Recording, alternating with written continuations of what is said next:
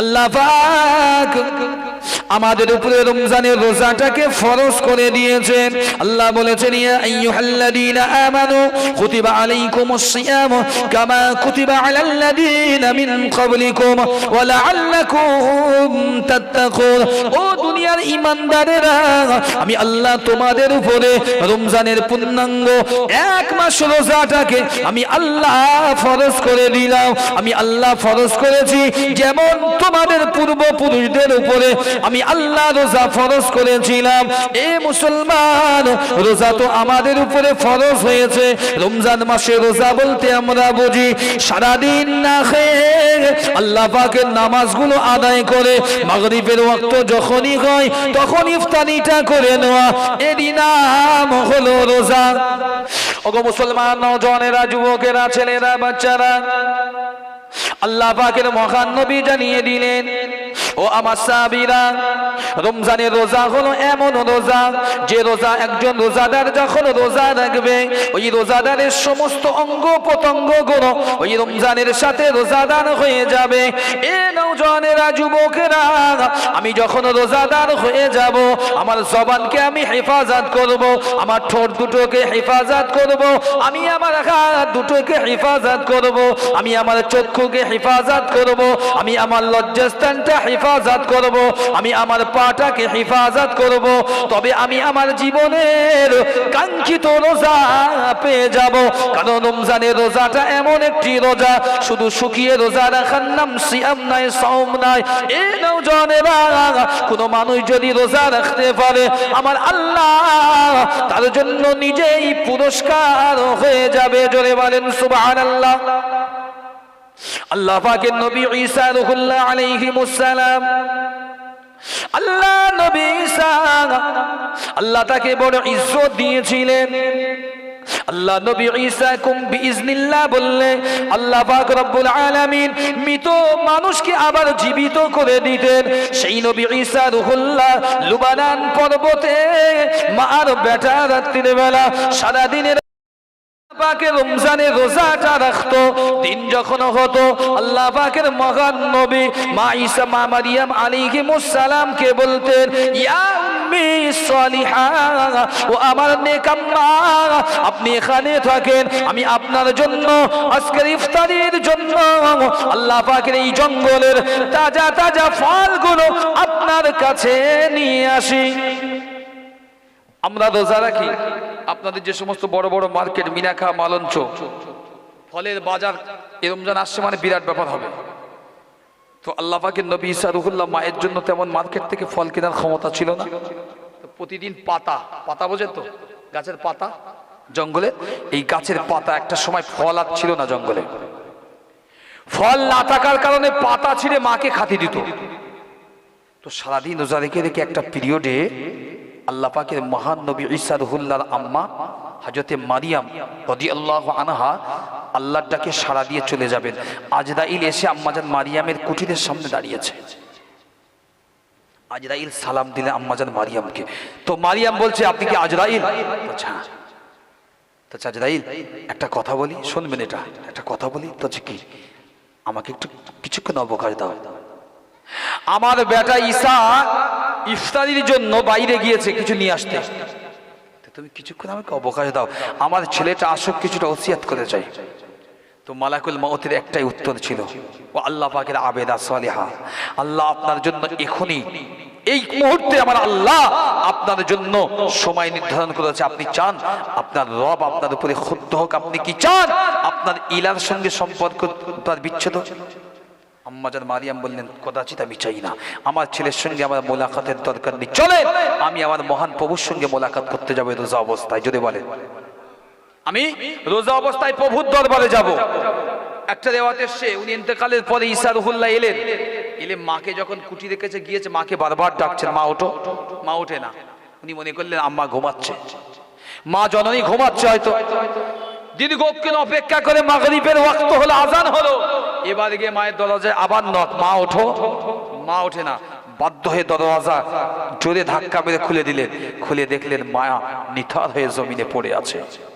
ইসারহুল্লাহ টুকরি কাঁদলেন, মা তুমি আমার ছেড়ে চলে গেলে, এই জন্য অন্য দিন ঘুম থেকে ভেঙে যায় ডাকলে, আজকে আমি ঘুম ভাঙাতে পারলাম না, আমার মনে হয় আমার ভুল হয়েছে, প্রথম যদি এসে দেখতাম। মা আল্লাহর দরবারে হাত তুললেন, আল্লাহ মা তো চলে গেল, কিচ্ছু বলতে পারলো না, আল্লাহ আমার মা তো চলে গেল, কেমন ভাবে মৌত হলো এটাও তো বুঝতে পারলাম না, কারণ মৌতের যে যাতনা এই সময় তো আমি লাকিনুলি কালিমাতিল্লাহ, আল্লাহ আমার মায়ের পাশেও থাকতে পারিনি, গালেও পানি দিতে পারিনি, কালেমা জিকিরও পড়াতে পারিনি, তালকিনও দিতে পারিনি, আল্লাহ আমার মা তো বিদায় নিল, আল্লাহ কি করে গেল, আমার মায়ের মৌতটা কি করে আমি দেখতে চাই।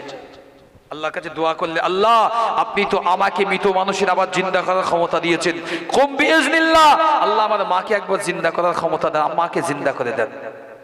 আল্লাহর কাছে দোয়া করলেন, উদুনি আস্তাজিবু লাকুম, সাথে সাথে আমার মাবুদ আমার রব সাথে সাথে দোয়াটাও মঞ্জুর করলেন, শুনলেন, সাথে সাথে নবী ঈসা রুহুল্লাহ আলাইহিমুস সালামের আম্মা মারিয়াম রাদিয়াল্লাহু আনহাকে আমার আল্লাহ আবার জিন্দা করে দিলেন। যদি বলে মার সামনে ছেলে দাঁড়িয়ে বলছে, আম্মা তোমার মত কিভাবে হলো? মা বর্ণনা করলেন এইভাবে, শোনো বেটা, কদাচিৎ কোনোদিন আজরাইল আসলে ফিরত দিও না, কারণ আজরাইলের সঙ্গে আল্লাহর মহাব্বত, আল্লাহর সঙ্গে আমাদের মহাব্বত। মালাকুল মাউতের ফারিস্তা যখন আপনার কাছে আসবে দূত হিসাবে, আপনি ফিরত দিতে পারবেন না বেটা, দুনিয়া তো নশ্বর, ধ্বংস হয়ে যাবে, এখান থেকে আমাদের চলে যেতে হবে, তুমি সাবধান হও, তোমার উপরে তোমার কওম জাতি বড্ড ক্ষেপে আছে, খবরদার। এই বলে আবার পুনরায় তিনি দুনিয়ার জমিন থেকে বিদায় নিলেন। আমরা মুসলমান, আমরা রোজা নামাজ এটা আমাদের জন্মগত অধিকার, আল্লাহ আমাদের দিয়েছে, রাসূল কর্তৃত্ব আমাদের কাছে আছে, কিন্তু বাস্তবতা সত্য এটাই যে আমরা কতটা মানতে পারি, কতটা মানি। দেখেন আজকে সম্ভবত 8 তারিখ, আর 4 দিন পরে লাইলাতুল বারাত বা শবে বারাতে যাত্রা, তাই তো? ঠিক বলছি তো? এই 4 দিন পরে আমার হাড়োয়ায় পীর সাহেবের মেলা হবে। কার মেলা? এখানকার লোক বুঝি যায় না নাকি? জি, কুসংস্কার লোক যায় না? খুব ভালো, আলহামদুলিল্লাহ। এটা আগেও যায়নি, এখনো যায় না, যাক বাইরের লোক সব আসে, আসবে। তো ওখানে হাড়োয়ার পীর গোরাচা রহমাতুল্লাহ আলাইহি, আব্বাসউদ্দিন গাজী রহমান। আচ্ছা বলেন যে একটা কথা ছোট করে, নিজেদের ব্র্যান্ড কিছু মানুষকে আমি দেখেছি বক্তব্য দেয় মাঝে মধ্যে ইউটিউবে, বলে যারা মাজারে যায় তারা শেষ, যারা ওই দরবারে যায় তারা ধ্বংস। আচ্ছা ভাই একটা প্রশ্ন করে দিন, আচ্ছা জীবনে দেখেছেন ভালো আল্লাহ ওয়ালা ওলি, যারা আল্লাহর বন্ধু আউলিয়া, যারা আল্লাহর বন্ধু, এদেরকে কোনোদিন ভণ্ডামি করতে দেখেছেন? বুঝবেন কি বলছি? কোনোদিন শুনেছেন নারী মহিলা নিয়ে আমাদের দরবারে এসো? কোনোদিন শুনতে পাবেন না। বরং আমরা যারা ইমানের রং আনতে পারিনি, আমরাই যারা বল, আমরাই আমাদের জীবনের শিরক অংশটা নিয়ে এসে আমরা আমাদের ইমানটাকে ধ্বংসের খেলায় মেতে উঠেছি। আমি একটা ওয়াকিয়া বলছি আপনাকে, শোনেন। ভারতবর্ষে একটা ঐতিহাসিক ওয়াকিয়া, ভারতবর্ষের জমিনের আপনারা সকলেই চেনেন, খাজা মাইনুদ্দিন হাসান চিশতি রহমাহুল্লাহ, বহু মানুষ গিয়েছেন। আর ভারতের ভিতরে দিল্লির তৎকালীন সম্রাট, তিনিও আল্লাহর ওলি, শামসুদ্দিন আলতামাস রহমাহুল্লাহ, দুজনাই আল্লাহর ওলি। তা বাদশার দরবারে, সম্রাটের দরবারে একজন মহিলা গিয়েছে, চাদর ভালো করে ঢেকে গিয়ে বলছে, হুজুর একটা জাহাপানা একটা বিচার করতে হবে। তা আলতামাস বলছে কি বিচার? তো যে বিচার খুব সাংঘাতিক বিচার, তবে হ্যাঁ বিচার করার আগে একটা কথা, বিচার করার আগে একটা কথা, তো কি? তো আপনি কিন্তু স্বজন প্রীতি দেখে বিচার করবেন না, যদি বিচারটা অভিযোগটা আপনার খুব প্রিয়জনের উপরে হয়, যেন অভিযোগটা ঘুরিয়ে দেবেন না। তো শামসুদ্দিন আলতামাস রহমাহুল্লাহ উনি তো আল্লাহ ওলি মানুষ ছিলেন, উনি বলছে তুমি বলো কি? আল্লাহ আমাকে বাদশাহিত্ব দিয়েছে, আর আমি আমার নিজের লোকের উপরে যখন দায়ভার যাবে আমি ওটাকে পাল্টে দেবো, দায় হতে পারে? কি হয়েছে? তাহলে হিন্দুস্তানের যাকে অলি বলা হয়, হিন্দুস্তানের যিনি আজমিরের জমিনে আছেন খাজা মাইনুদ্দিন চিশতি, উনি, ওনার সঙ্গে আমার সম্পর্ক আছে, আর আমার গর্ভে ওনার সন্তান আছে। খুব ভালো করে বুঝবেন। দরবারে উজির, নাজির, কাজী, বহু বিচারক সব বসে আছে, আর মহিলা অভিযোগ করছে, যেই না বলেছে পুরো দরবার একদম স্তব্ধ হয়ে গেছে, একদম সুনসান। শামসুদ্দিন আলতামাস রহমাহুল্লাহ উনি নিজেও যেন ধৈর্য হারিয়ে ফেলেছেন, কি বলে? আপনি কি বলেন? হ্যাঁ, যিনি আজমিরের জমিনে আছেন, যাকে হিন্দুস্তানের বাদশা আপনি বলেন, তার সঙ্গে আমার সম্পর্ক রয়েছে এবং তার গর্বে, আমার গর্বে তার সন্তান। কেউ স্তব্ধ, কেউ কিছু বলে না। কি বলে এ? তখন বলছে শামসুদ্দিন আলতামাস, তখন বলছে শোনো, অভিযোগ যদি সত্য হয় অবশ্যই এর বিচার আমি করব, তবে তোমাকে বলছি আবার হিসাব করে কথা বলো। তুমি যে ব্যক্তির সম্পর্কে বলছো সে ব্যক্তিকে আমার আল্লাহ ভালো চেনেন, তারপরে এই জমিনে আমি শামসুদ্দিন আলতামাস সবচাইতে বেশি ভালো চিনি। যদি বলেন সুবহানাল্লাহ। কারণ আমরা একই সঙ্গে থাকি। কিতাবের বর্ণনা বলছি আমি আপনাকে, কোনো এমনি ওয়াকিয়া বলছি না। বাদশাহ আলতামাস বলছে তুমি যদি মিথ্যা অভিযোগ আনো তোমার কঠোর কিন্তু শাস্তি হবে। মনে রেখো এমন একজন মানুষ। ঠিক আছে, একজন ব্যক্তিকে পাঠিয়ে দিল, যাও খাজা মাইনুদ্দিন চিশতি রাহমাহুল্লাহর কাছে যাও, ওনাকে গিয়ে বলো বাদশাহ শামসুদ্দিন আলতামাস তোমাকে ডেকেছে। বাদশাহ শামসুদ্দিন আলতামাস ডেকেছে। খাজা মাইনুদ্দিন হুজুরের কাছে যা হলো, হুজুরকে বলা হলো যে এই ব্যাপার, চলেন আপনাকে ডেকেছে। হুজুর আসলো, হুজুর আসলো, হুজুর এসছে, হুজুর একটা চেয়ার দিয়েছে বসার জন্য। উনি বলছেন আমি চেয়ার নেব না, জাহাপান আমি চেয়ার নেব না। আজকের দিনেতে আমাকে যখন বসেছেন ডেকেছেন, মানে আজকের দিনে আমি এদের সবার কাছে আসামি, তো আসামির জন্য সম্মান কি প্রাপ্য? এই কথা বলে সম্মান প্রাপ্য না। অলি তো অলি, এমনই বলি, তার নিদর্শন এমন ছিল। উনি বলছেন আসামির জন্য কখনো সম্মান প্রাপ্য হতে পারে না। আমি তো আসামি বলে ডেকেছেন, তা আমি চেয়ার নেব না, আমি দাঁড়িয়েই বলবো কি আছে বলেন। আলতামাস জিজ্ঞাসা করলেন বাদশা যে এই মহিলা এই বলেছে। আল্লাহ ওলি মাথাটা হ্যাট করে চুপ করে কিছু করে একদম মৌনতা অবলম্বন করলেন। পুরো চত্বরটা পিন্ড অফ সাইলেন্ট, কোনো কথা হয় না। অনেক পরে পুরো পিন্ড অফ সাইলেন্টের পরে উনি মুখ তুলে বললেন বাদশাহ জাহাপানা একটা কথা বলি। বলছে কি? বলছে আপনি কি আমাকে একটা দিন সুযোগ দেবেন? একটা দিন। এই একটা দিন পরে যদি আমি প্রমাণ করতে পারি ইনি মিথ্যা বলছে তাহলে আমি ছাড় পাবো, না পাই তাহলে আপনার কাছে এসে গর্দানটা পেতে দেবো। যা সাজা দেবেন আমি মাইনুদ্দিন হাসান আমি সেই সাজা মাথা পেতে নেব। যদি বলেন সুবহানাল্লাহ। আল্লাহ পাকের মহান ওলির জীবনীর ভিতরে এসেছে মুসলমান, আল্লাহ পাকের ওলি ওখান থেকে নিজের ঘরেতে চলে গেলেন। আজমিরের জমিনে যেখানে তার আস্তানা আছে, আজমিরের জমিনে যেখানে তিনি ছিলেন ওই জায়গায় পুনরায় তিনি ফিরে চলে এলেন। এ নওজওয়ানেরা, যুবকেরা, আল্লাহর ওলির উপরে তাওহীদ করা হলো, আল্লাহর ওলির চরিত্রের উপরে কালিমা লেপন করা হলো। আল্লাহ পাকের মহান ওলির উপরে একজন নারী তার ব্যভিচারিণীর অভিযোগ করে দিল। মুসলমান, আল্লাহ পাকের মহান ওলি চোখ দিয়ে পানির টুসা পড়ে বটে, কিন্তু কারো কাছে কিছু কথা বলল না। এ নওজওয়ানেরা, যুবকেরা, আল্লাহ পাকের ওলি বাদশা শামসুদ্দিন আলতামাসের কাছ থেকে একদিনের হাওলাত মহলাত নিয়ে ঘরেতে ফিরে চলে আসলেন। রাত যখন ভারী হলো আল্লাহ পাকের ওলি ওযুটা বানিয়ে তাহাজ্জুদের নামাজের জন্য প্রস্তুত হয়ে গেলেন। আল্লাহর ওলি তাহাজ্জুদের নামাজে আল্লাহ পাকের দরবারে দীর্ঘ সিজদা করে রোনাজারি করে দোয়া চাইলেন। উদউনি আস্তাজিব লাকুম, আল্লাহ পাক আমার দোয়াটাকে কবুল করুন। ও রব্বুল আলামিন, আল্লাহ আমি খাজা মুঈনুদ্দিন হাসান চিশতি, আল্লাহ পাক আপনার নবী আমাকে পাঠিয়েছেন। আমি জিন্দেগিতে কখনো আমার চরিত্রের কেউ কোনো কালিমা লেপন করতে পারলো না, কিন্তু আল্লাহ পাক আমি আজকের বৃদ্ধ অবস্থায় রব্বুল আলামিন ওই মহিলা জিনা ব্যভিচারের অপবাদ দিয়ে দিয়েছে। আল্লাহ পাক আমি ইন্নাল্লাহা মা'আস সাবিরিন, আমি অবশ্যই সবরকারীদের, আমি ধৈর্য ধারণকারীদের দলভুক্ত অবশ্যই হতে চাই। কিন্তু আল্লাহ পাক আমি যদি একেবারে ধৈর্য সবর করি ওই মানুষগুলো আমাকে মিথ্যা তাওহীদ ব্যভিচারী হিসাবে মেনে নেবে। ও রব্বুল আলামিন, আল্লাহ আমি কালকের যখন দরবার বসবে আমি বাদশার কাছে চলে যাব।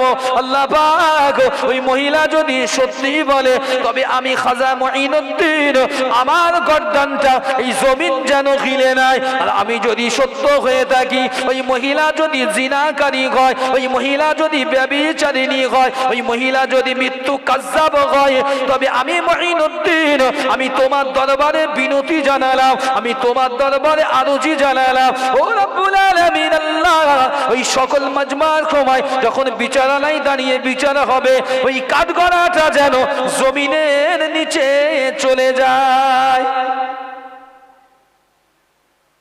পরের দিন সকাল হয়েছে, আল্লাহ নবী গিয়েছে, দিল্লির বাদশার কার্যালয় পুরো মানুষে পরিপূর্ণ। কথা ছড়িয়েও গেছে, কথা ছড়িয়েও গিয়েছে। মনে রাখবেন, বদনাম দুর্নাম রটালে ছড়াতে বেশি সময় লাগে না, ছড়াতে বেশি সময় লাগে না। পৃথিবীর জমিনে সবচাইতে যদি কোনো জঘন্য অপবাদ দিয়ে থাকে কেউ, সেটা দিয়েছিল আম্মাজান আয়েশাতুল হুমায়রা রাদিয়াল্লাহু আনহার চরিত্রের উপরে। মুনাফিক, জি ওই বেঈমান মুনাফিকরা দিয়েছিল আম্মাজান আয়েশার হুমায়রার চরিত্রের উপরে। এত বড় জঘন্য অপরাধ পৃথিবীতে কেউ কাউকে দেয়, এত বড় জঘন্য অপরাধ। একটা মেয়ে মাত্র 14 বছর বয়স, তখন কেউ বলেছে 13 বছর, নিজেই জানতো না যে আমার বিরুদ্ধে এত বড় অপরাধ সাজিত হয়েছে, আমার বিরুদ্ধে মানুষ এত কথা বলছে। স্বয়ং আমার স্বামীও পর্যন্ত আমার থেকে একটু নাখুশ হয়েছে, এই জন্য তিনি অভিমান করেছিলেন।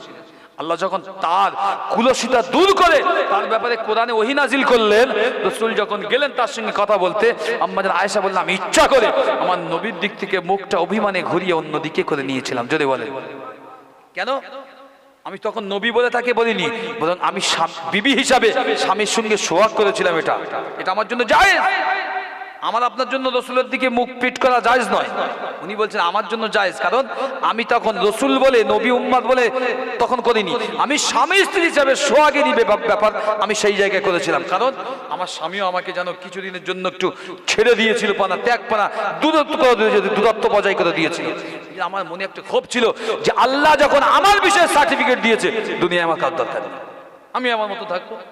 উনি বলেছেন এই কথাটাই। তো যাক, খাজা বাবা গেলেন, মাইনুদ্দিন হাসান চিশতি রাহমাহুল্লাহ গেলেন দরবারে। মহিলা এসে গোদ ফুলল। আগের দিন জিনা ব্যভিচারের লহমা তকমা দিয়েছেন, আজকে উৎফুল্ল বিচার হবে, কি করে প্রমাণ করে?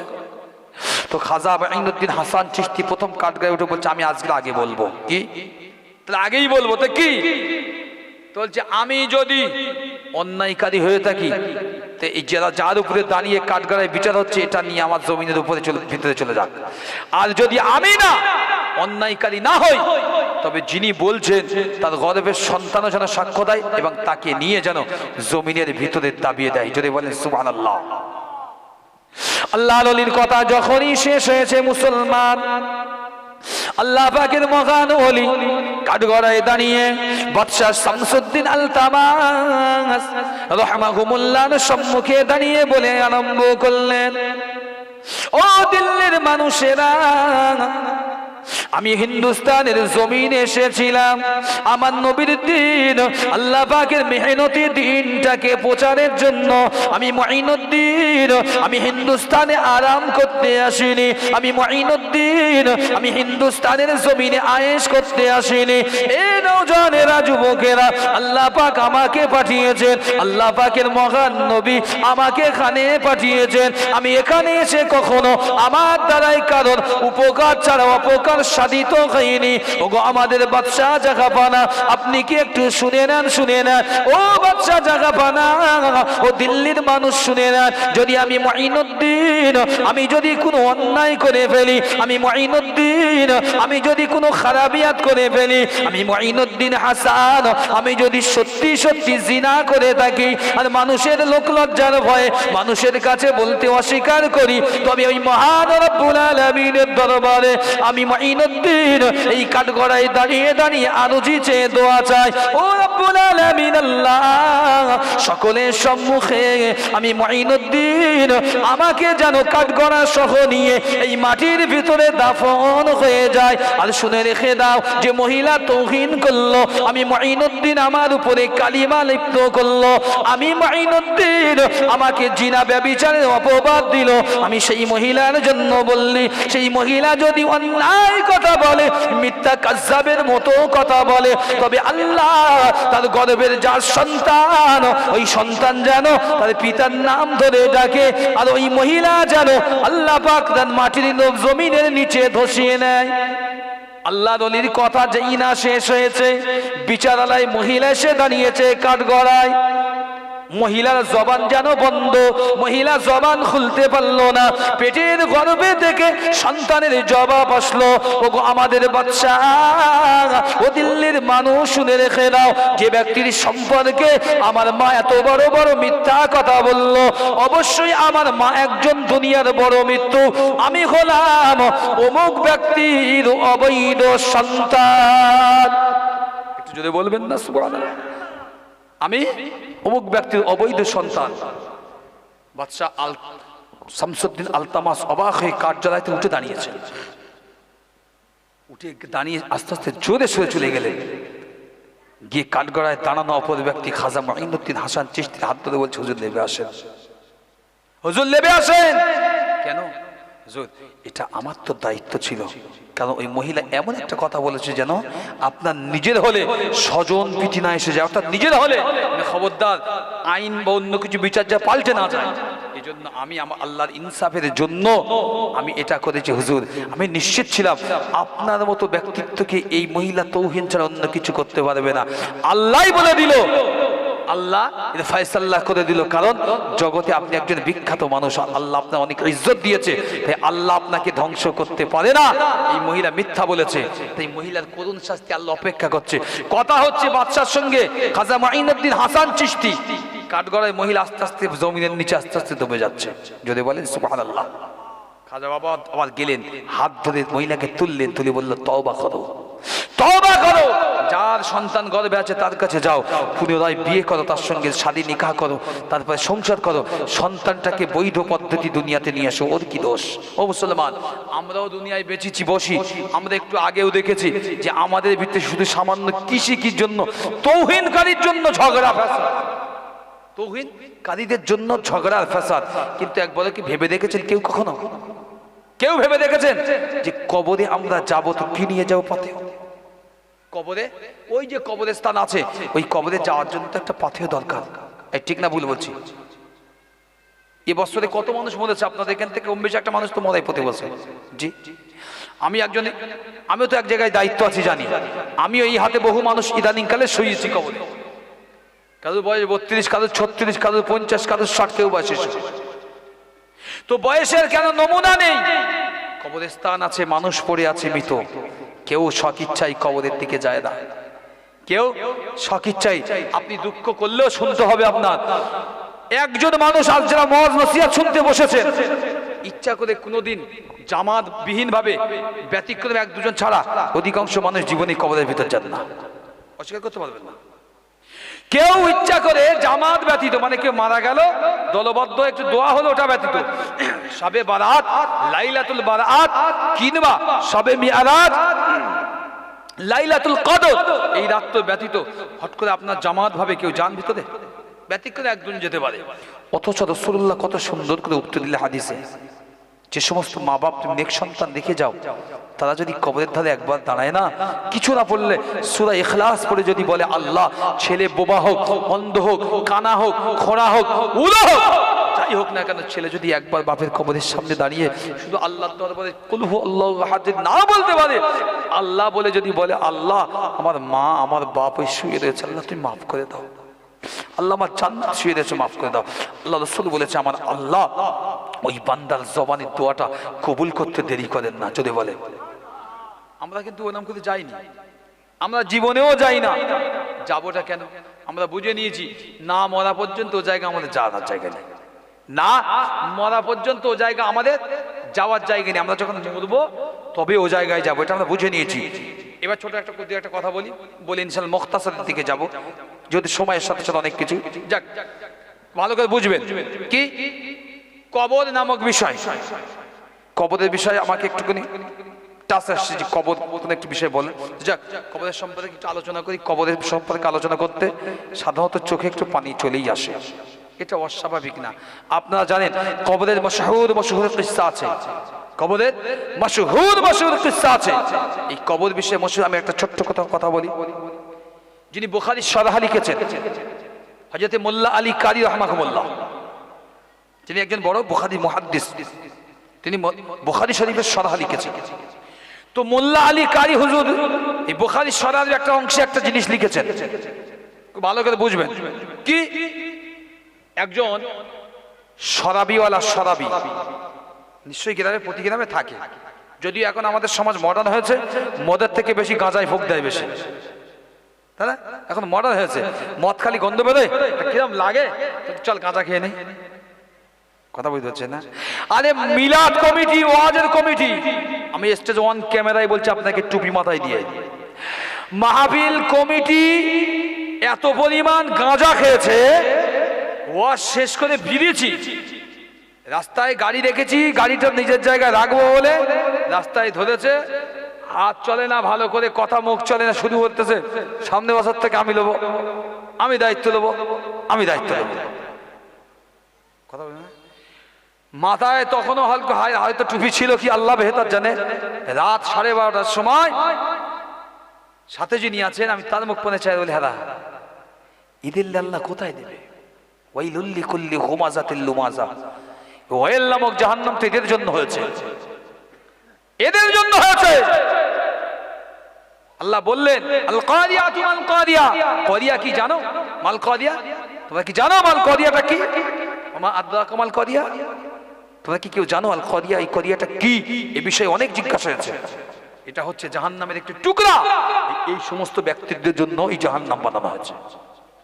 আল্লাহ বারবার তাগিদ করেছে, খবরদার হুঁশিয়ার, আমার শরীয়ত নিয়ে দিন নিয়ে বেইজ্জতি করবি না, আমার নামাজ নিয়ে ধর্ম নিয়ে বেইজ্জতি করবি না। ফাওয়াইলুল লিল মুসাল্লিন, আল্লাহ বারবার সাবধান মানে দিয়েছে, ধ্বংস হোক, ক্ষতিগ্রস্ত এই সমস্ত নামাজি, যাদের ধ্বংস অনিবার্য, যাদের জন্য চিরস্থায়ী জাহান্নাম অনিবার্য। এরা শয়তান, ধর্মীয় মাহফিল দেয়, দিয়ে মাথায় টুপি রেখে গাঁজা টেনে আর নিজের পা ঠিক রাখতে পারে না, শুধু বলতে আমার, আমি দেখবো, আমি করবো, হুজুর মিস করবেন না। এরা যদি কবরে যায়, আমি কিন্তু ভাই অন্য বিষয় বলতে পারি, হয়তো আপনারা ভাবছেন যে কি বলছেন, না আমি মনে করলে আপনাকে অন্য বিষয় দিতে পারি, মনে করলে তফসির তুলি বলতে পারি, আপনাকে করে দিতে পারি। মাহফিলের লোক কই, তফসির করার মতো জায়গা কই? অন্তত 200 লোক থাকবে, তবে তো একটা জিনিস তফসিরে বুঝবো। আপনাকে যে বলবো আপনি তো মানবেন না। যদি বলি চাচা একটা আইন করেন দিন, দেখি কত বড় মুসলমান পাওয়ার আলা, যে গ্রামে যারা বেনামাজি মসজিদের সঙ্গে সম্পর্ক কেটে দেন। ডিশ বিল দেখেছেন? ডিশ, ওই সিনেমা বয়স্ক দেখেছে, ভিডিও কন ডিশ, যাদের রিচার্জ ফুরিয়ে যায়, মোবাইল দেখেছেন, নেটওয়ার্ক কেটে দেয়, ফোন আসতে পারে, জীবনে করতে পারবেন না, কিছুদিন পরে নষ্ট হয়ে যাবে সিমটাই। এরকম পারেন তো ক্ষমতায় মসজিদের সম্পর্কে কেটে দেখান দিন, বেনামাজির একটা মসজিদের সম্পর্ক রাখবো না। যারা নামাজ পড়ে না, তাগিদ দিয়ে দিয়ে তালকিন করে করে নামাজি হয় না, এদের ইফতার খাওয়াও নিয়ে যাবে না, ইফতার নেওয়া যাবে না, মরে গেলে মসজিদ থেকে সাহায্য যাবে না, কুরবানিতেও যাবে না, তাদের বাড়ি বিয়ে হলেও মসজিদ থেকে ইমামও যাবে না। বাইরে ইমাম যদি এসে নামাজ পড়ে তাকে ধরে কই ফেলতে হবে। দেখান দিন, আমরা পারবো না। বাপ কিছু বলে, কেন বলতে পারবেন না? এই জন্য পারবো না, যেই চাচা মনে যাবে, চাচার ভাই এসে বলবে আমার ভাই নামাজ পড়তো না, হয়তো ঠিক আছে, বুঝে না, আমি তো নামাজ পড়ি, আমার ভাই মরে গেছে, আপনি কি করবেন? মুয়াজ্জিন এত কষ্ট করে রোজ রোজ ডাকছে, কথাগুলো হয়তো ছোট ছোট বলছে, আপনার খারাপ লাগতে পারে, ভেবে দেখবেন রোজ ব্যক্তিটা ডাকে রোজ। আর ইনি বাবু রাস্তাতে যাচ্ছে আর আসতেছে, মিনাখা বাজার যায় আর মালঞ্চ যায়, শুধু টিকিট কাটে সকালে সন্ধ্যে, শুধু টিকিট কাটতেছে। আল্লাহ আমার ভাগ্যে, আমার নসিব ভালো। আর এই ওয়াজ নসিহত হলি বলে হুজুরদের পকেট ভর্তি আছে, ইনার প্রথম মুক্তি, ইনার টিকিট আলা, ওকে ওয়াজ নসিহত কি করবো, ও মসজিদে কি হবে? আবার ইনি রমজান মাসে একটা টুপি খোলে না, বড় বিশ্বে প্রথম কথা দিনার দরজা। আবার ইনি মরে গেলে এই ইমাম আর মুয়াজ্জিন আগে ছুটতে হবে গোসল দেওয়ার জন্য, আবার জানাজা পড়তে, আবার হেঁকে দেওয়ার জন্য। এই সমাজে আল্লাহ রহমত দেয়, জীবনে দেয়। আল্লাহ রাসূলের একজন সাহাবিয়া, তিনি নামাজ পড়তে আসতেন, একজন মুসলমান তখন মুসলমান হননি, একজন মদিনার ব্যক্তি, তরুণ, চুপ কর, তিনি মুসলমান হননি, রাস্তার কোণে দাঁড়িয়ে দাঁড়িয়ে ওই সাহাবিয়াটাকে দেখে। একদিন বলে ফেলেছে আমার তোমার খুব পছন্দ হয়েছে। সাহাবিয়া শটান এসে মদিনার মসজিদে আল্লাহর নবীর কাছে বলে দিলেন, ইয়া রাসূলুল্লাহ, ইয়া হাবিবাল্লাহ, এই গ্রামের একটা ছেলে আমাকে উত্তপ্ত করেছে। আল্লাহ রাসূল বললেন, তুমি তাকে ইসলামের দাওয়াত দাও। পরবর্তী দিনে মহিলা বললেন, শোনেন, আপনি যে আমাকে প্রেম নিবেদন করছেন, তো প্রেম নিবেদন করার আগে আপনাকে বলি, আপনি তো মুসলমান সবে হবেন হবেন করছেন, পরিবার হয়েছে, তো আপনি আগে নামাজ পড়েন, রোজা রাখেন, আগে নামাজ পড়েন, তবে আপনার প্রেম নিবেদনটা আমি মানবো। কথাটা বুঝতে পারছেন? ও বুঝতে পারলো ওই ছেলেটা মুসলমান হয়ে গেল, রসুলের পিছনে নামাজ পড়া আরম্ভ করলো। একটা পিরিয়ড আসলো, এই মহিলাটা আল্লাহ রসুলের কাছে গিয়ে অভিযোগ করলো, হাবিবাল্লাহ, ওই ছেলেটা আজ আর আমার দিকে ফিরে তাকায় না, আমার বড্ড ইচ্ছা ওর সঙ্গে আমি বিয়ে করবো, স্বপ্ন দেখেছি ওর সঙ্গে সংসার করবো। রসুল ডেকে বললো, কি বাবা, ও সাহাবী, ওই মেয়েটার জন্য আগে তুমি ছেলে পাগল, এখন তুমি ওর দিকে ফিরেও তাকাও না, এখন ও তোমার জন্য পাগল, কারণটা কি? সাহাবী বললেন, ইয়া রাসূলুল্লাহ, হাবিবাল্লাহ, আগে ছিলাম আমি অজ্ঞ, আমার ভিতরে জাহান্নামের কীট ভরা ছিল।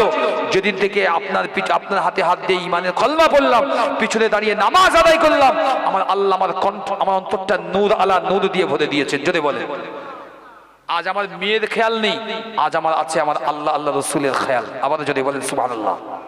এটা তো দুনিয়া। কবরের কথা বললে হয়তো বলবে হুজুর কবর এই বিষয়, জি এটাই বাস্তবতা। কেন আপনি ওয়াজ করতে হবে আমাদের এই বিষয়ে? কেন ওয়াজ করতে হবে জানেন না? কে জানে না? লটারি কাটা হারাম, মদ খাওয়া হারাম, গাঁজা খাওয়া হারাম, বিড়ি খাওয়া একরকম হারাম। যেহেতু হারাম মানে নেশা মানে হারাম, যায় না কে? কঠিন কঠিন গুনাহ করে এ জাতি আল্লাহর কাছে চাচ্ছে, আল্লাহ মাফ করে দাও।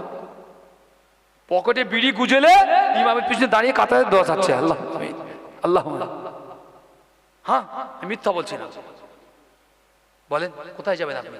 পকেটে পকেটে বিড়ি, এই বিড়ি নিয়ে নামাজে দাঁড়িয়েছে। আবার কেউ কেউ ফতোয়া দেয়, হুজুর খৈনি রাখলে অসুবিধা আছে। কোথায় যাবেন আপনি? শরিয়াত কাট দেবেন।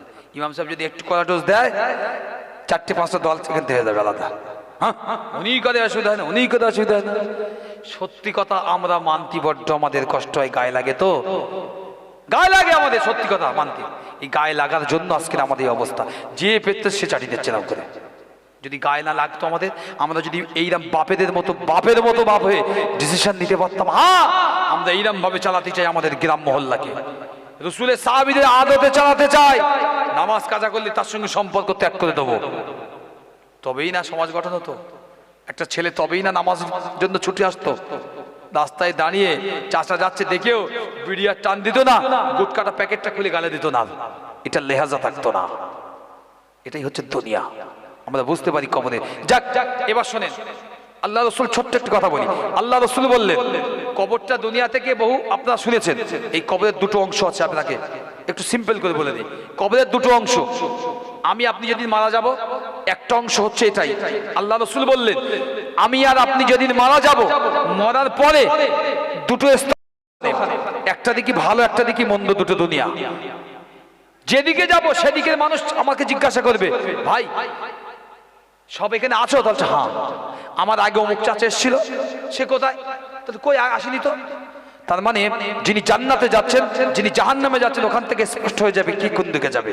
তো আমাদের নিয়ত, আমাদের আমল কতদূর নিয়ে যাবে কবর, সেটা আমার আল্লাহ রাব্বুল আলামিন ভালো জানেন। তবে তার মধ্যে আমাদের কবরের জন্য প্রস্তুত হওয়া বড্ড জরুরি। কেন প্রস্তুত হওয়া জরুরি? আল্লাহ রসুল বললেন কবরে আপনার জন্য প্রথম, আপনার শুনেছেন এই জিনিস তো, যে কবরে 3টে প্রশ্ন হবে আমাদের। সবচাইতে ভাইটাল প্রশ্ন এতটুকু একটাই হয়, ভাইটাল।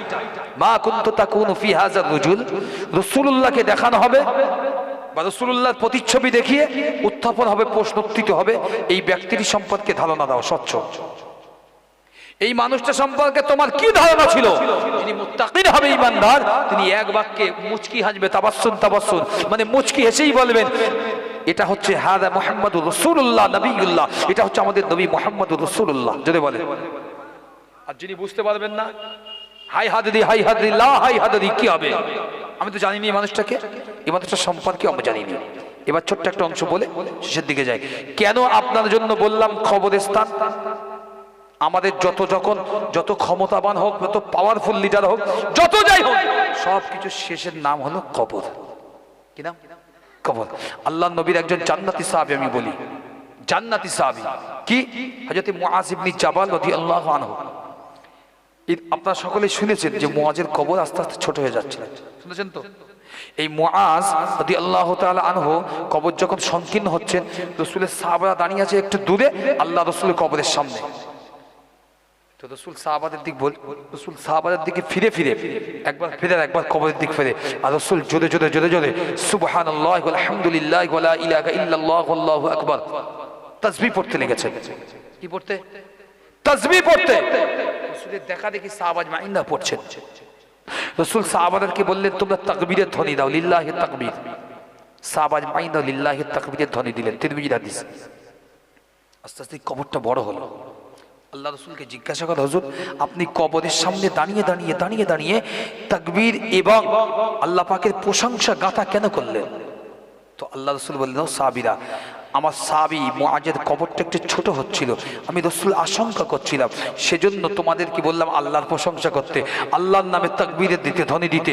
এই তাকবীর এবং প্রশংসা আল্লাহর দরবারে যেই কবুল হয়েছে, আমার আল্লাহ সাথে সাথে সাথে সাথে মুআজ ইবনে জাবালের কবরটা আমার আল্লাহ পুনরায় আরো বেশি বড় করে দিয়েছেন। যদি বলে অপর একটি রিওয়ায়াতে যে মুআজ ইবনে জাবালের কবরের মাটি মুআজ ইবনে জাবালের সঙ্গে সাক্ষাৎ করতে এসেছিলেন। যদি বলে সুবহানাল্লাহ।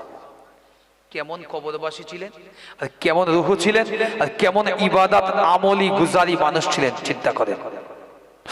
ওগো মুসলমান নওজওয়ানেরা, যুবকেরা, ছেলেরা, বাচ্চারা, সহিহ বুখারী শরীফের ভিতরে এসেছে মুসলমান, বুখারীর হাদিস শরীফের ভিতরে এসেছে নওজওয়ানেরা, আল্লাহ নবী সাহাবীরা বর্ণনা করলেন, মাটি যখন মুআজ ইবনে জাবাল রাদিয়াল্লাহু তাআলা আনহুর কবরটার দিকে আস্তে আস্তে চেপে এসেছিল, মাটি যখন মুআজের কবরটা চেপে দিচ্ছিল, এ নওজওয়ানেরা, যুবকেরা, আল্লাহ নবী সাহাবাদেরকে নিয়ে ওখানে দাঁড়িয়ে দাঁড়িয়ে আল্লাহ পাকের প্রশংসা, আল্লাহ পাকের তাসবিহ গুলো জপ করিয়েছিল। আল্লাহ তাসবিহ যেই না জপেছে, মুআজ ইবনে জাবাল রাদিয়াল্লাহু আনহুর কবরটা আরো বেশি চওড়া, আরো বেশি প্রশস্ত হয়ে গেল। আল্লাহ পাকের দরবারে আমার মহান আল্লাহ পাক রব্বুল আলামিন মাটিকে জিজ্ঞাসা করলেন, ও আমার মাটি, ও আমার জমিন, তুমি কেন আমার বান্দার জন্য সংকীর্ণ হয়ে গেলে? ওরে মাটি, তুমি আমার বান্দার জন্য কেন সংকীর্ণ হয়ে গেলে? আমার বান্দা তো আমিলা ছিল, আমার বান্দা আমলকারী ছিল, আমার বান্দা ছিল নেক, আমার বান্দা আমার আল্লাহ ভীরু ছিল, আমার বান্দা তাকওয়াপন্থী ছিল। ও মাটি জমিন, তুমি কেন আমার বান্দা মুআজ ইবনে জাবালের জন্য কেন তুমি সংকীর্ণ হয়ে গেল? আল্লাহ পাকের নবী জানিয়ে দিলেন। আল্লাহ পাকের এই কথা অনুযায়ী মাটি সেদিন জবাবটা দিয়েছিলেন, এ রব্বুল আলামিন আল্লাহ, আপনার ইজ্জত জালালিয়াতের কসম করে বলি, ইয়া জাল জালালি ওয়াল ইকরাম, ওই ইজ্জত জাল জালালিয়াতের কসম করে বলি, আল্লাহ পাক আমি আপনার নবীর সাহাবীর কবরে, আপনার নবীর সাহাবীর কবরটা আমি মাটি, আমি জমিন সংকীর্ণ করতে চাইনি, কিন্তু আমার অনেক দিনের খোয়াইশ ছিল, আমার অনেক দিনের দিলের তামান্না ছিল, ও রব্বুল আলামিন আল্লাহ, আপনার নবীর সাহাবী হযরতে মুআজ ইবনে জাবাল যখনই আমার উদরে শোবে, যখনই আমার উদরে প্রবেশ করবে, আমি মাটি, আমার বড় তামান্না, আমার বুকের সঙ্গে একবার ওই মাহরুম ব্যক্তি, একবার ওই ব্যক্তির বুকটা যেন একবার মিলন ঘটে যায়।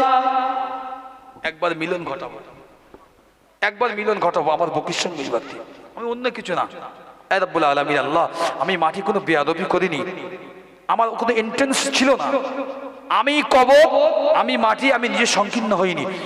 যখনই আপনার ওই বান্দাকে কবরে শোয়ানো হয়েছে, আমার আশা এতটুকুই যে বান্দার সঙ্গে একবার মোলাকাত করব, যেটা আমরা ঈদের দিনে কোলাকুলি করি।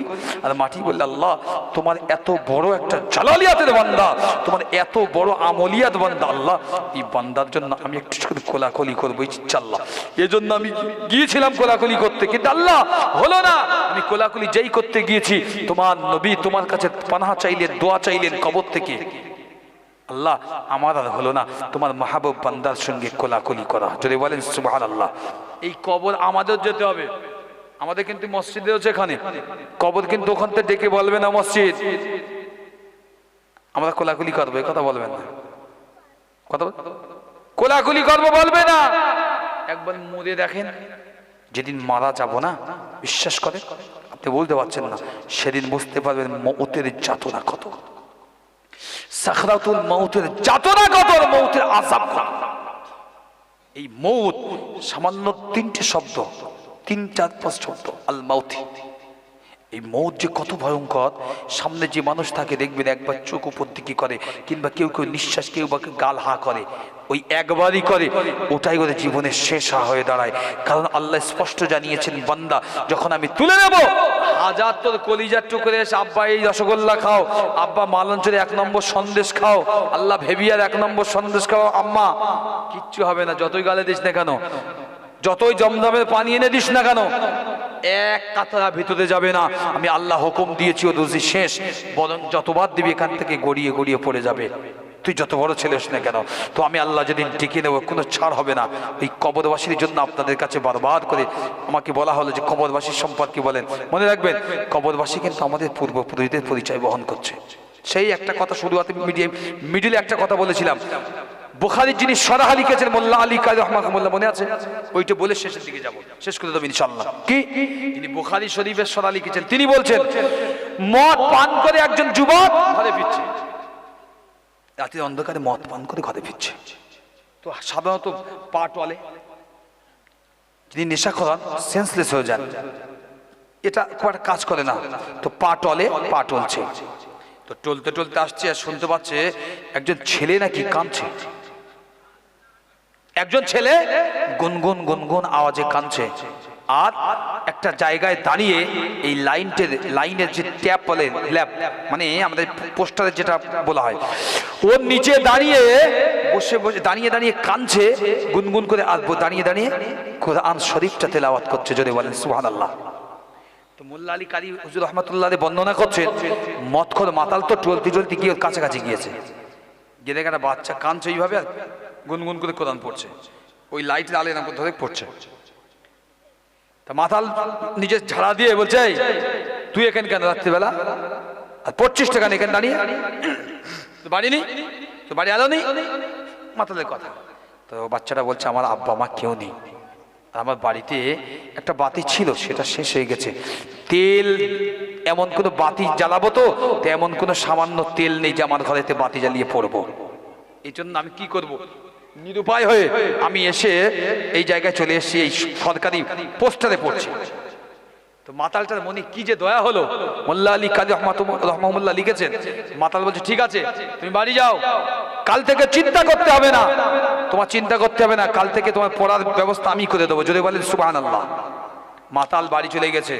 তার পরের দিনই মাতাল নিজে মাথায় করে বড় একটা ড্রাম নিয়ে, 1 ড্রাম তেল নিয়ে ওই ছেলেটার তালিবুল ইলমের বাড়ির সামনে এসে লাভিয়ে দিয়ে বলছে, বাবা তোমার যতদিন ইচ্ছা এই তেল দিয়ে চালাও, যদি যখন তেল ফুরিয়ে যাবে তুমি আমাকে একবার নক করো তেল দেওয়ার জন্য, চলে বলেন।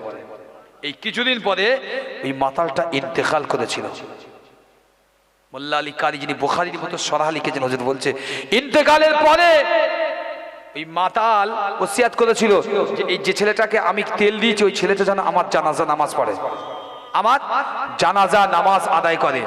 সেই জানাজা নামাজ আদায় করার জন্য সেই বাচ্চা জানাজা নামাজ আদায় করিয়েছে এবং মাটি দিয়েছে। 350 বছর পরে, শোনেন 350 বছর পরে ওই হাফেজে কোরআন ছেলেটা হাফেজে কোরআন হয়েছে, তার ইন্তেকাল হয়েছে। একজন মানুষ গ্রামে কবর করতে করতে কবরে কানে আওয়াজ আসছে, কে যেন গুনগুন করে কোরআন পড়ছে। ঘুরতে ঘুরতে অনেকটা গিয়েছে, কোনো আওয়াজ ব্যক্তিত্ব পায় না, কিন্তু লাশের ওই গুনগুন আওয়াজটা পাচ্ছে। আল্লাহ পাকের বান্দারা, আল্লাহ পাকের বান্দারা কবর খুঁড়তে খুঁড়তে খুঁড়তে খুঁড়তে একটা সময় কিছুটা অনেকটা দূর চলে গেল। মুসলমান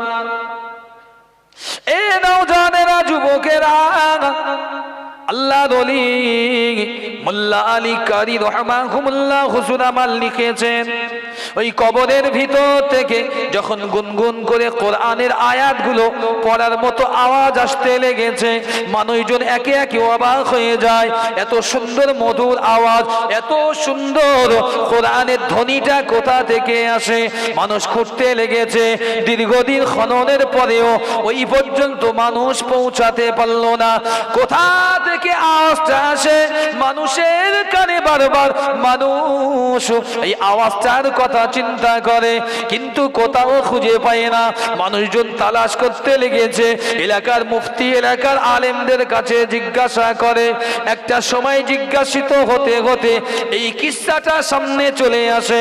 এক তারিখে একজন মানুষ স্বপ্ন দেখলে ওই হাফেজে কোরআনকে জিজ্ঞাসা করা হলো, ও আল্লাহ পাকের হাফেজে কোরআন, তুমি যে যেখানে শুয়ে আছো, তুমি কি এখনো আল্লাহ পাকের কোরআন শরীফটা কি তেলাওয়াত করো? হাফেজে কোরআন জানিয়েছিল, ও আল্লাহ পাকের বান্দা, আল্লাহ আমাকে কবরবাসী করেছে বটে, কিন্তু আমার কবরে আমার আল্লাহ পূর্ণাঙ্গ কোরআন নামাজ পড়ার মতো সমস্ত ব্যবস্থা ফ্যাসিলিটি আমার আল্লাহ দিয়ে রেখেছে। জোরে বলেন, আরো জোরে বলেন সুবহানাল্লাহ। হাফেজে কোরআনকে জিজ্ঞাসা করা হলো, ও আল্লাহ পাকের হাফেজে কোরআন, তোমাকে যে সহযোগিতা করেছিল ওই মাতালের অবস্থা কি? হাফেজে কোরআন মুচকি হেসে বলেছিল, আল্লাহ পাকের বান্দা, ওই মাতালটা আমাকে হাফেজে কোরআন বানাতে রাতের অন্ধকারে 1000 তেল দিয়ে গিয়েছিল। আমার আল্লাহ ওই মাতালের উপরে খুশি হয়েছিল, আল্লাহ মাতালটাকে হেদায়েত দান করেছিল। ওই মাতালের কবরটা আমার আল্লাহ জান্নাতের টুকরা বানিয়ে দিয়েছেন। ও দুনিয়ার মানুষ, আমি হাফেজে কোরআন, আমার কবর থেকে আল্লাহ ওই মাতালের কবরে একটা সুড়ঙ্গ কেটে দিয়েছে। আমি প্রতিদিন যতবার আল্লাহর কোরআনটা তেলাওয়াত করি, ওই আওয়াজটা ওই মাতালটাও কবরে শুয়ে শুয়ে কোরআনের আওয়াজ শুনতে পায়। একটা কাজে দুটো ফায়দা হলো। তালিবুল ইলমকে দেওয়ার জন্য আল্লাহ একে হেদায়েত দিল, এর হেদায়েতে হাফেজ কোরআন হলো, এর কবরে আল্লাহ কোরআন পড়ার ব্যবস্থা করলো, এর কবর থেকে সুড়ঙ্গ ওর কবর পর্যন্ত আল্লাহ কেটে দিল। এ কবরে কোরআন পড়বে আর ও শুনবে, ইনি ইমাম হবে, ও মুক্তাদি হয়ে শুনবে। যদি বলে নিয়ামত তো এগুলো কবরস্থানের, ঠিক না? বল নিয়ামত না, এগুলো হচ্ছে কবরস্থানের নিয়ামত। আল্লাহ আমাদের সকলকে হেফাজত করে। মনে রাখবেন, তিনটে জিনিস আমাদের ভিতরে এখনো বিদ্যমান। এই তিনটে জিনিস যদি এখনো আমরা ভালোভাবে না রাখতে পারি, এই তিনটে জিনিস যদি আপনি ধরে রাখতে আঁকড়ে না রাখতে পারেন, তো আমার আর আপনার ইমানের সওদা কোথায় যাবে আল্লাহ বেহতার জানে। 1 নম্বর মসজিদ, 2 নম্বর মাদ্রাসা, 3 নম্বর হলো ওই কবরস্থান। এই তিনটেকেই আমাদের রক্ষণাবেক্ষণ করার প্রয়োজন। হ্যাঁ না? হ্যাঁ না বলেন? এই তিনটাই তো আমাদের রক্ষণাবেক্ষণ দরকার। আরে আমরা তো গাড়ি চড়ি, বাড়ি ভালো ভালো বাড়ি করেছি, ভালো ড্রেস পোশাক করেছি, আমরা দুনিয়ায় অনেক কিছু করি, বাবা এই সামান্য কবরস্থান কি আমাদের দ্বারা ভালো হয় না? এই কথা বলে না? আপনাদের কি কবরস্থানের মধ্যে রাগ রয়েছে নাকি? না এমন কেউ শুয়ে রয়েছে বিরাট রাগ, ও তুললে আসতে হবে? জি রাগ নেই তো? এই রাগ না থাকে একবার সকালে মহাব্বতে উচ্চ স্বরে দরুদ শরীফ পড়েন, আল্লাহুম্মা।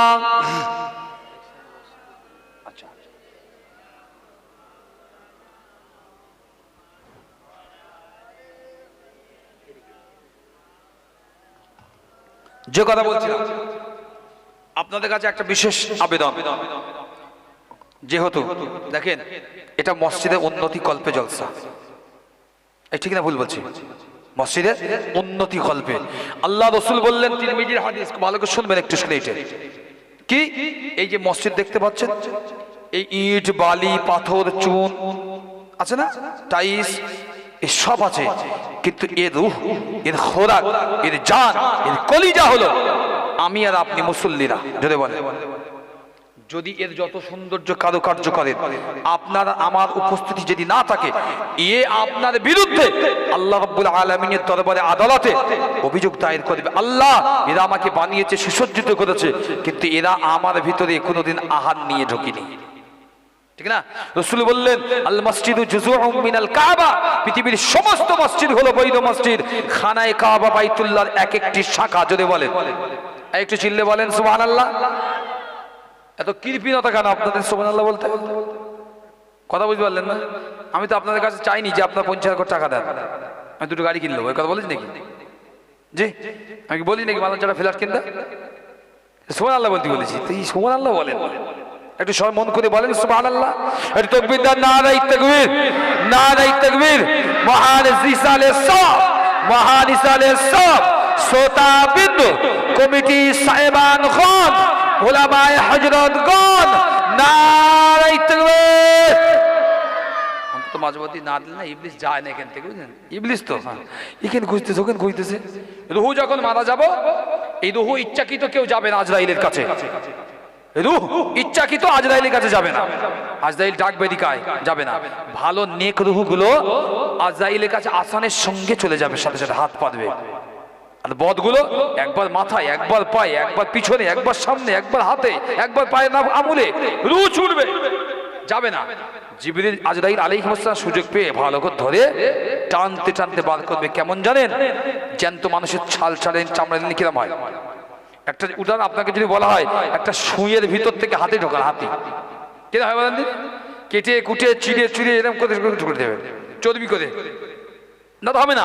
ঠিক তেমনই বদ রূহগুলো এমন করে আজরাইল গলায় পা তুলতে জান দিয়ে চলে যাবে। তো এই জন্যই শয়তান কোথায় থাকে ওই জন্য বলা যায়। যাক, ওদিকে যাবো না। আপনাদের ইমাম সাহেব বলেছেন, এই মাহফিলে অনেক মানুষ আছেন। দেখেন, আমি আগেই বলেছি, কোরআনে আল্লাহ নিজেই নাজিল করেছেন, ইন্নামা ইয়ামুরু মাসাজিদাল্লাহি মান আমানা বিল্লাহি ওয়াল ইয়াউমিল আখির। মসজিদকে আবাদ করে কারা? প্রশ্নটা আল্লাহর পক্ষ থেকে। মসজিদ তৈরি করে কারা? আল্লাহ বললেন, মান আমানা বিল্লাহি, আমি আল্লাহ আমার উপরে যারা প্রথম ঈমান আনে। কথা বুঝতে পারলেন কি বলছি? তারপরে ভালো মন্দ কাজ, আমল সালেহ এগুলো। তো আমরা সকলেই আল্লাহর উপরে ঈমান এনেছি, ঠিক না? বল, কথা বলে না? এনেছেন তো ঈমান?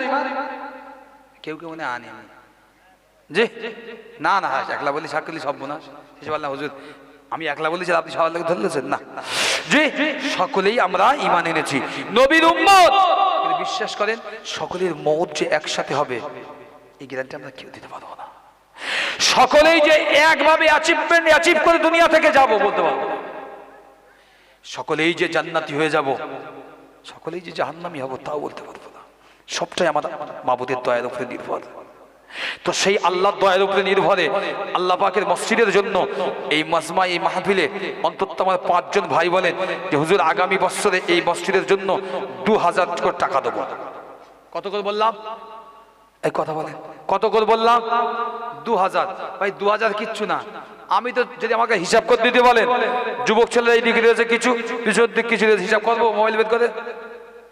একটা তেরেঙ্গা 5 টাকা, দিনই যায় 5টা, বাদ দেন 3টে করে দিনই নেন 15 টাকা, 3 15 45, মানে মাসে 450, 12 মাসে 4 5 20। কথা বুঝলেন না?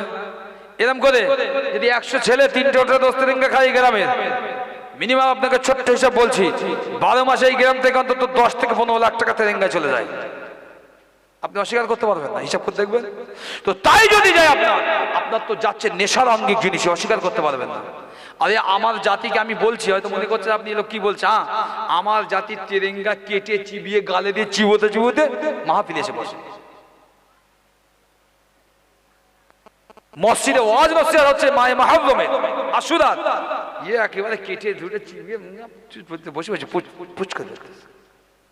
তো সত্য তো এটা, অস্বীকার করতে পারবেন? কি করবেন? রমজান মাস আসছে, এক্সপিরিয়েন্স তো আছে আমাদের, যারা বিড়ি খান এর যেটা কলজে ফেটে যাবে। ইফতারে আসবে তাও বিড়িলে, শুধু বেরোনি অপেক্ষা। উফ, মসজিদ চত্বর থেকে বেরোনি অপেক্ষা, ধোঁয়া একেবারে এখান থেকে একদম ধোঁয়ায় ধোঁয়া হয়ে যাবে। তার মানে কি সারাদিনের পরে সুযোগ পাবে একটা। এগুলো তো বাস্তব, অস্বীকার করতে পারবেন না। তো এগুলো যখন ধৈর্য সবর করতে পারেনি, কি করে সবর ইন্তজারি করেন? আল্লাহর আযাব গজব থেকে আপনার ভয় না? আপনাদের ভয় লাগে না? এত বড় একটা মসজিদ আল্লাহর ঘরে চলছে, আপনাদের কাছে আমি 5টা ভাইয়ের কাছে 2000 করে টাকা চেয়েছি, 365 দিয়ে 2000, মানে বুঝেছেন 2000 টাকা মানে হিসাব করে দেখবেন। দৈনন্দিন 5 টাকা মানে কতটা জানেন? 3 দিনে 3 5 150 মাসে।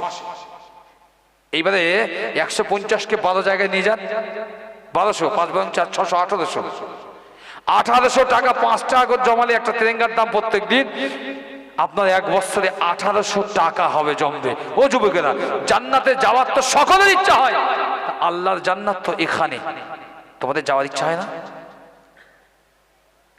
ওগো আল্লাহ পাকের বান্দারা শুনে রেখে দেন, আল্লাহ নবী হাদিস শরীফের ভিতরে জানিয়েছেন, মুসলমান এই নওজওয়ানেরা, যুবকেরা, আমার নবী পাক তিরমিজির হাদিস শরীফের ভিতরে জানিয়েছেন, হাত্তা ইয়াকুনু মিকবারা ফিহি। ওগো আমার উম্মত উম্মতিরা শুনে রেখে দাও, যেদিন আল্লাহ পাক দুনিয়ার জমিনটাকে একটি বেলা রুটির মতো আকৃতি দিয়ে দেবে, পৃথিবীর জমিনটা কোথাও কম বেশি হবে না, কোথাও উঁচু নিচু থাকবে না। সেই দিনেতে আমার আল্লাহর ঘর, এই মসজিদ গুলো তার আহালকে না নিয়ে, আল্লাহ পাকের জান্নাতে না দিয়ে, এই মসজিদ গুলো সেদিন দুনিয়ার জমিন থেকে ধ্বংস হবে না।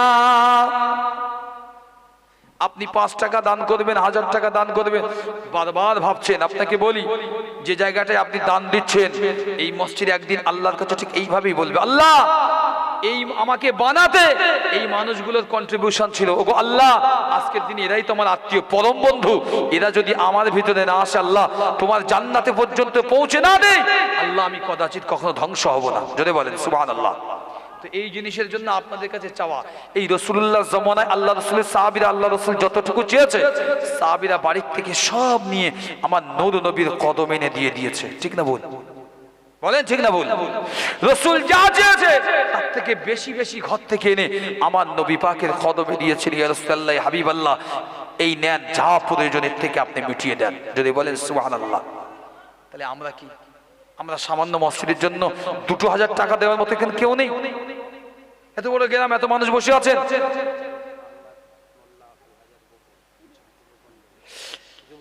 একজন যুবক গোপনে দেন 2000। একটু আসতে বলেন সুবহানাল্লাহ।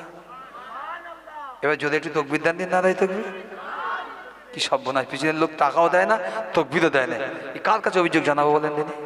হ্যাঁ, টাকাও দেয় না, অভিযোগ জানায় না। একটু জোরে জোরে দেন নারে তাকবীর, নারে তাকবীর। আল্লাহ আমার গোপন দানকারী ভাইয়ের দানকে কবুল করুন, বল মারহাবা।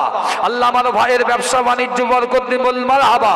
আল্লাহ আমার ভাইয়ের যে সমস্ত আত্মীয় পরিজন কবরবাসী হয়েছে, আল্লাহ সকলকে বেহিসাব জান্নাত নসিব করুন, বলুন না আল্লাহুম্মা আমিন।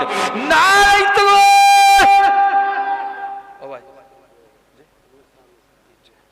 আমার মোসা মিস্ত্রি ভাই, তিনি বললেন আমিও আল্লাহর ঘরের জন্য 2000 টাকা দেব।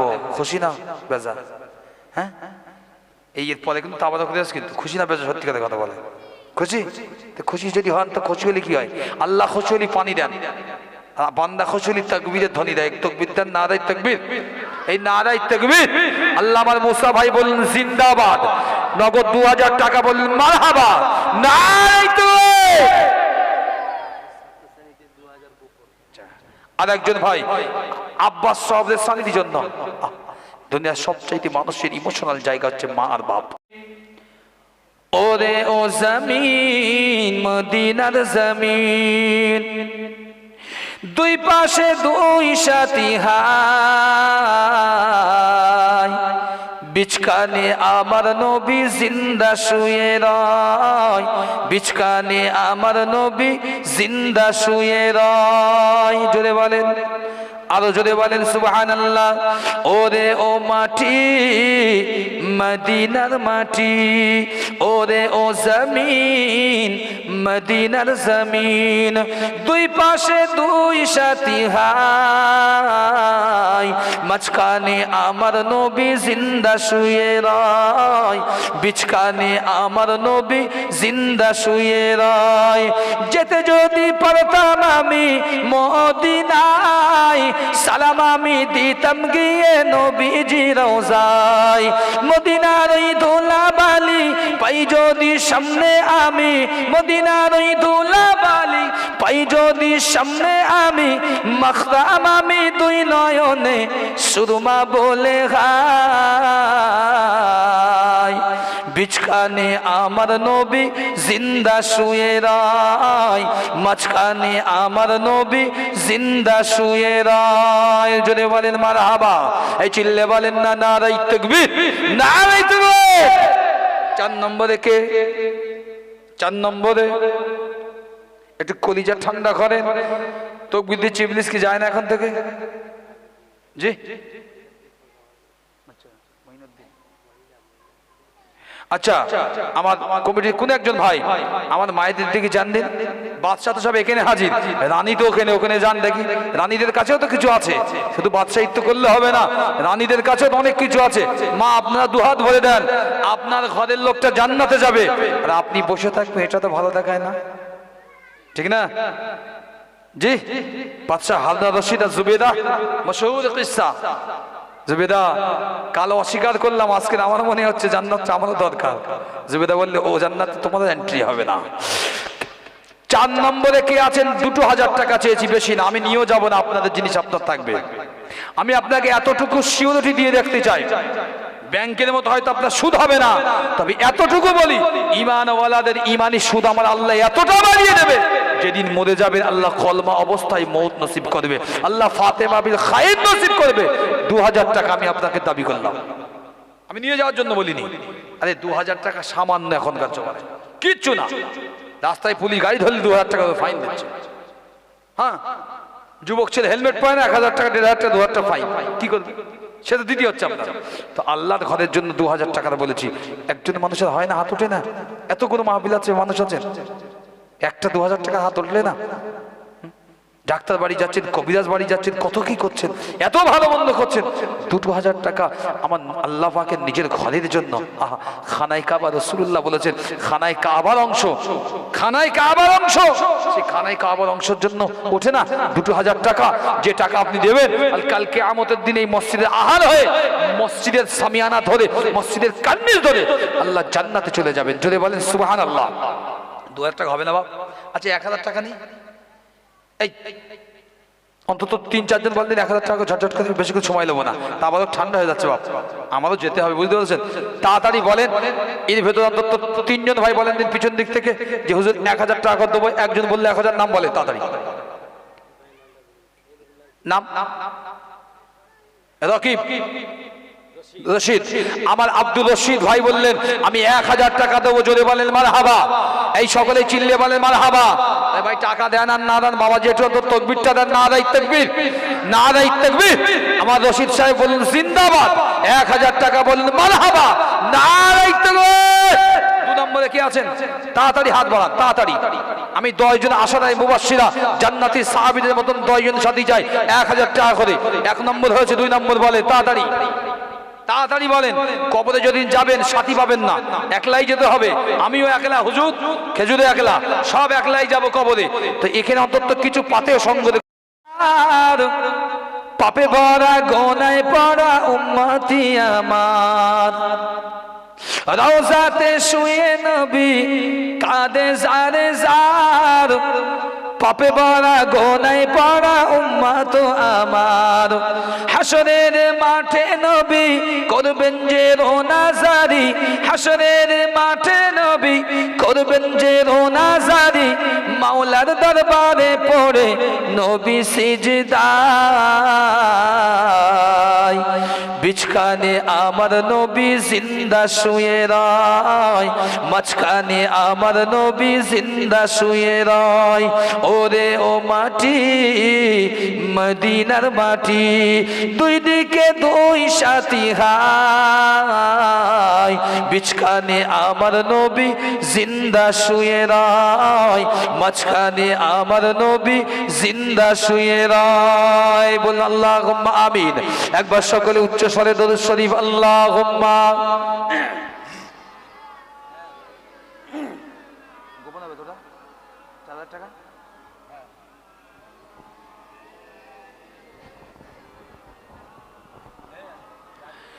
একজন ভাই গোপনে তিনি 2 জনার দিয়ে দিলেন, মানে 4000 টাকা দিয়েছেন। ভোল্টেজ কিরকম হওয়া উচিত একটু দিয়ে দেখেন দিন, নারাই তাকবীর।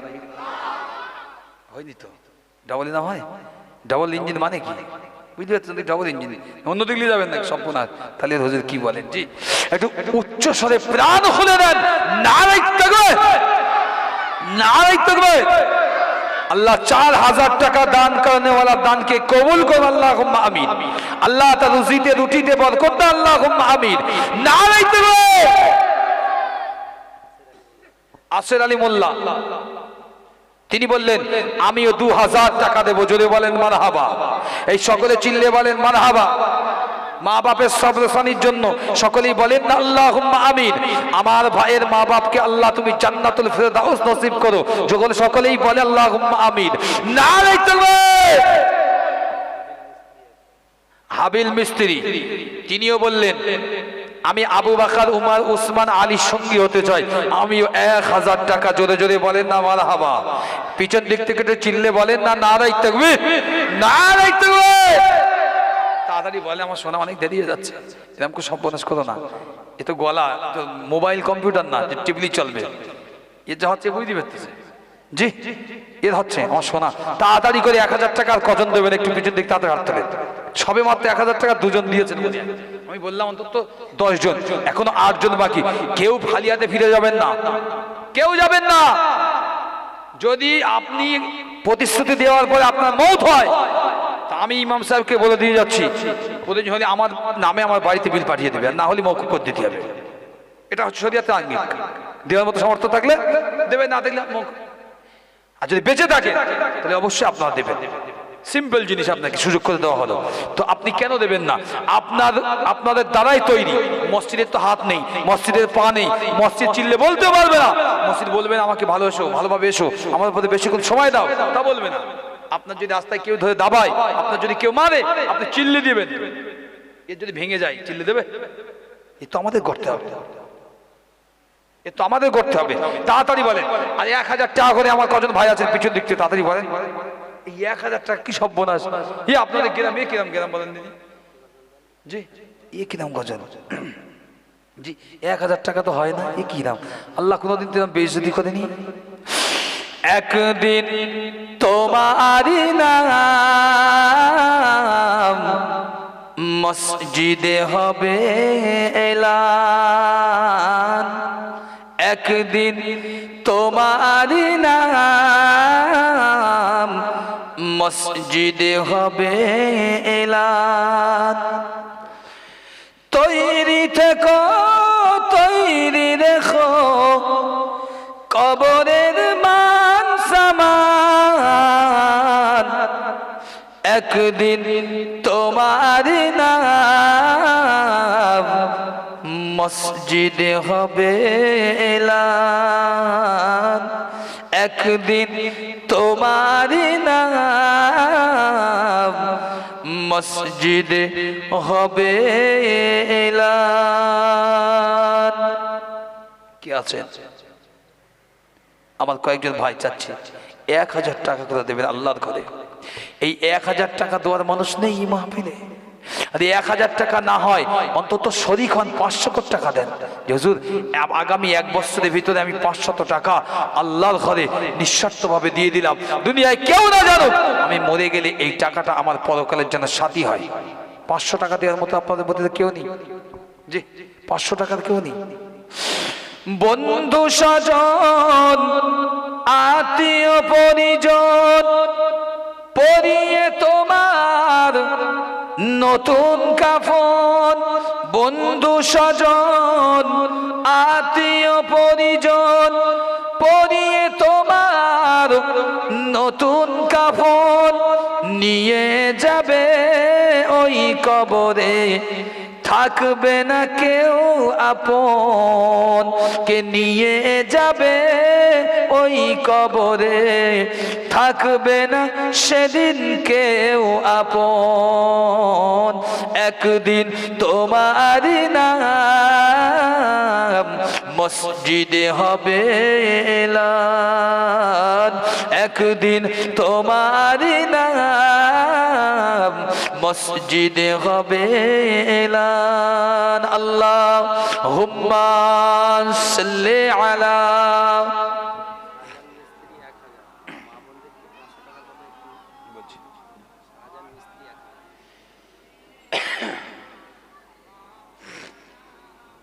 শাহজাহান মিস্ত্রি ভাই, তিনি 1000 টাকা দেবেন বলেছেন, ওয়াদা করলেন।